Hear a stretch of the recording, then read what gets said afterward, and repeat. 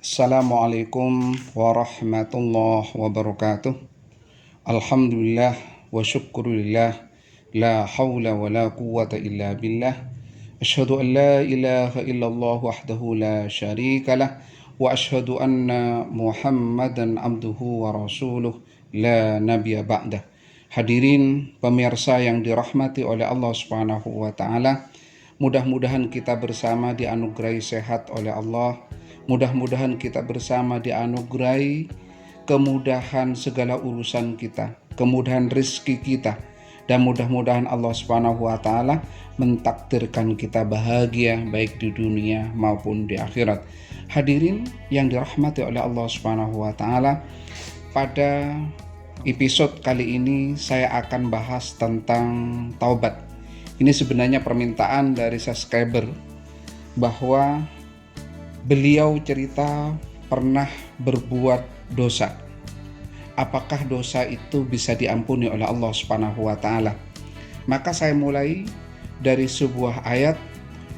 Allah berfirman, "Innallaha la yaghfiru ayyushraka bihi wa yaghfiru ma duna dzalika liman yasha."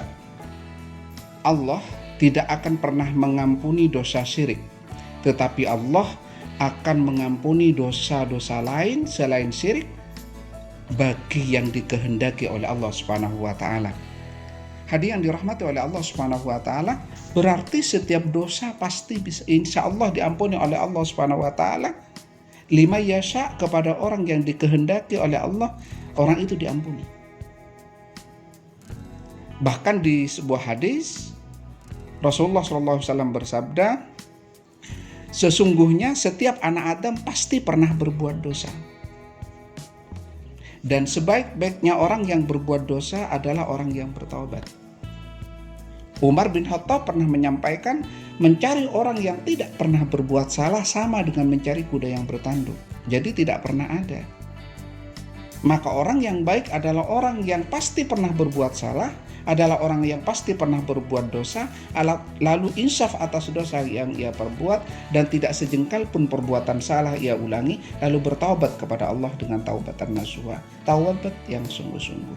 Hadirin yang dirahmati oleh Allah Subhanahu wa taala, perlu saya tegaskan bahwa setiap manusia pasti pernah berbuat dosa.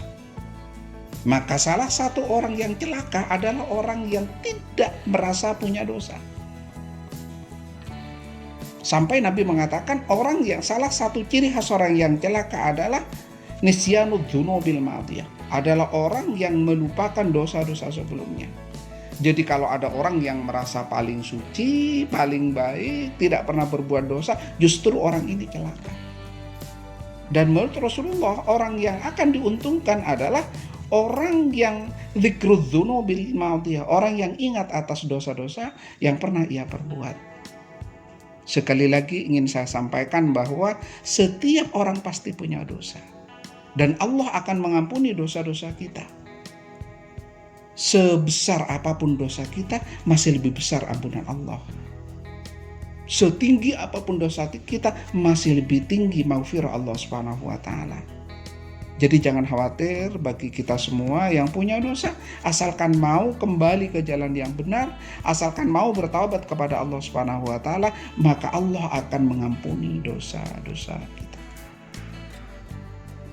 Allah berfirman di dalam Al-Qur'an, ya ayyuhalladzina amanu tubu ilallahi taubatan nasuha. Wahai orang-orang yang beriman, bertobatlah kepada Allah dengan taubat yang sungguh-sungguh.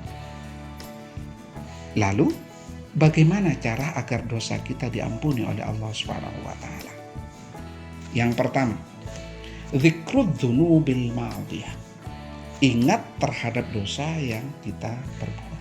Saya ulangi, dzikrudz dzunubil madiyah adalah orang yang ingat terhadap dosa. Jadi yang pertama adalah pengakuan bahwa dia berdosa. Maka orang yang tidak mengakui dia berdosa, baca istighfar sebanyak apapun, tidak akan diampuni. Kenapa?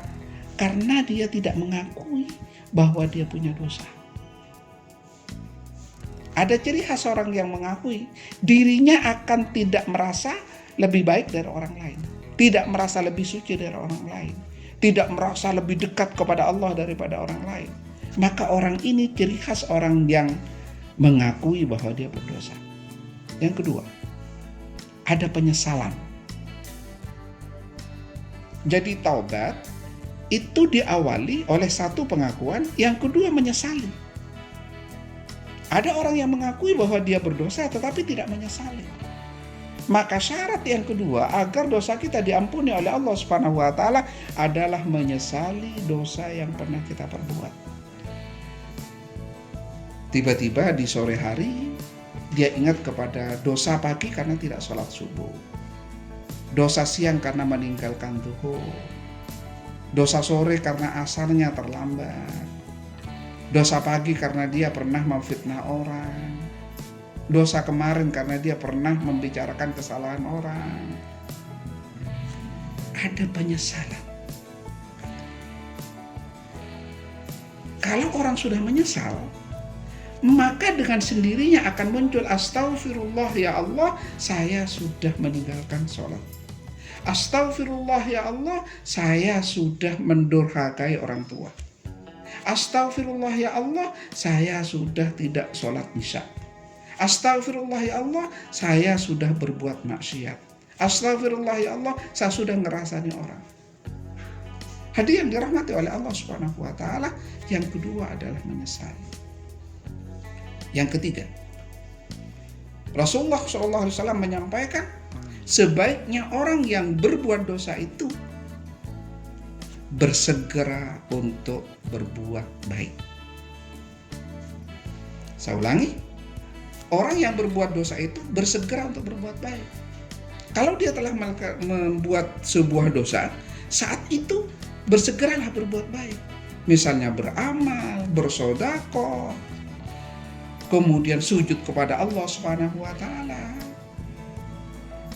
Insya Allah dosa-dosanya akan diampuni oleh Allah Subhanahu wa taala, karena setelah dia berbuat dosa tiba-tiba dia berbuat kebaikan-kebaikan. Generasi muda Islam yang emosinya masih kurang terkontrol dan banyak melakukan sebuah dosa, atau orang tua yang juga masih aktif melakukan dosa, kalau setelah melakukan dosa bersegeralah berbuat baik. Keluarkan uang untuk sedekah, keluarkan harta untuk sedekah. Insya Allah Allah akan mengampuni dosanya, karena orang yang diberi sedekah oleh kita mendoakan agar kita masuk surga. Bagaimana syarat masuk surga?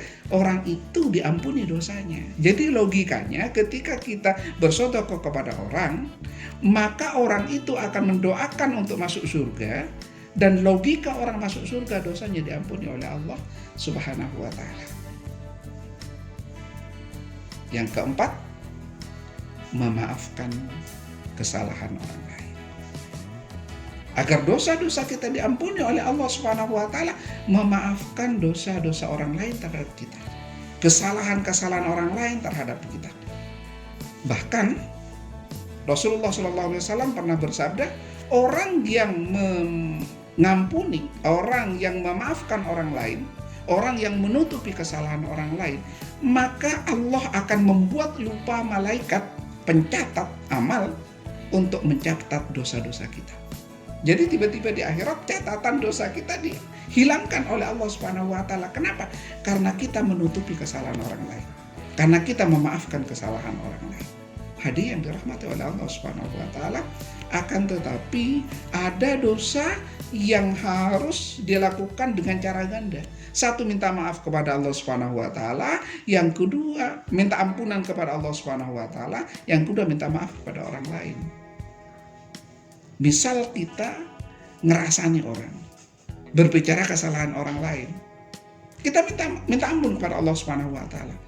Tetapi dosa itu tidak akan habis, tidak akan terampuni sepenuhnya kalau kita tidak minta maaf kepada orang yang kita rasani. Makanya Allah mewanti-wanti di dalam Al-Quran, la yaskhara qaumun min qaumin asa ayyakunu khairan minhum wala nisa'um min nisa'in asa ayyakunna khairan minhunna. Jangan coba-coba engkau ngerasani orang lain, sekelompok orang, barangkali yang dirasani itu jauh lebih baik dari kita. Wala nisa'un, kenapa wanita dihususkan? Wala nisa'um min nisa'in, dan jangan juga sekelompok wanita ngerasani kelompok wanita yang lain. Al-Quran mengkhususkan wanita. Kenapa? Yang paling banyak rasa-rasan adalah wanita. Maka jenengan harus minta maaf kepada orang yang dirasani. Bahkan dosanya orang yang ngerasani adalah karena ini dosa ghibah. Dosa kepada Allah Subhanahu wa taala iya. Kemudian dosanya orang itu dilimpahkan kepada kita. Dosanya orang yang dirasani dilimpahkan kepada kita. Dan kalau dia sudah tidak punya dosa, maka pahala kita akan ditransfer kepada orang yang punya yang kita rasani. Makanya Rasulullah pernah bertanya kepada sahabat, apakah Anda tahu apa itu muflis? Apa itu bangkrut? Kata Rasulullah. Kemudian sahabat menyampaikan bangkrut itu adalah dagangnya rugi dan sebagainya. Kata Rasulullah, tidak, bukan itu bangkrut. Bangkrut adalah ketika kamu sholat, ketika kamu sedekah, ketika kamu melaksanakan kebaikan, tiba-tiba di akhirat itu tinggal casingnya saja. Pahalanya sudah hilang, tidak sama sekali. Kemudian kita tanya kepada malaikat, amal sholat saya kemana? Pahala ngaji saya kemana? Pahala puasa saya kemana? Pahala sedekah saya kemana? Malaikat menjawab, pahalamu sudah dikasihkan kepada orang yang kau sakiti. Dikasihkan kepada orang yang kau rasani, dikasihkan kepada orang yang kau fitnah. Jadi kadang-kadang orang yang tahajudnya bagus menurut kita, yang Al-Qurannya bagus menurut kita, ternyata dia nggak punya pahala sama sekali. Kenapa? Karena dosanya diambil oleh orang yang kita aniaya, yang kita rasani, yang kita sakiti. Yang terakhir, agar dosa kita diampuni oleh Allah Subhanahu wa taala, ya ayyuhalladzina amanu tubu ilallahi taubatan nasuha. Yang terakhir adalah taubat nasuha, taubat yang murni, taubat yang sungguh-sungguh. Apa taubat yang sungguh-sungguh? Ada penyesalan yang sangat tinggi untuk tidak melakukan lagi. Kemudian setelah bertaubat, dia tidak melakukan lagi. Jadi terakhir, maka itu namanya taubat nasuha. Hadirin yang dirahmati oleh Allah Subhanahu wa taala, taubat nasuha ini yang akan membasmi kuman dosa yang ada pada diri kita. Mudah-mudahan kita bersama oleh Allah Subhanahu wa taala dimaghfirah. Sebab setiap kita pasti punya dosa. Sebab setiap kita pasti punya salah. Sebab setiap kita pasti pernah melakukan sebuah kekeliruan. Hanya Allah yang bisa memaafkan dosa-dosa kita. Pesan terakhir, jangan merasa lebih suci, jangan merasa lebih hebat dari orang lain, jangan merasa lebih dekat dengan orang, lebih baik, lebih dekat kepada Allah ketimbang orang lain. Sebab sebenarnya kita tampil baik di depan orang karena Allah menutupi dosa-dosa kita. Kalau dosa kita tidak ditutupi oleh Allah, seperti pendosa-pendosa. Termasuk saya pribadi yang ngomong tentang dosa ini banyak dosa. Kalau saya lakukan, menyampaikan kalimat Allah, sabda Rasulullah SAW dalam rangka berbuat baik karena saya banyak berbuat dosa. Saya ulangi, saya melakukan penyampaian ini, ilmu ini, agar dosa-dosa saya diampuni oleh Allah Subhanahu wa taala. Mudah-mudahan Allah Subhanahu wa taala menganugerahi maghfirah kepada kita bersama. Wassalamualaikum warahmatullahi wabarakatuh.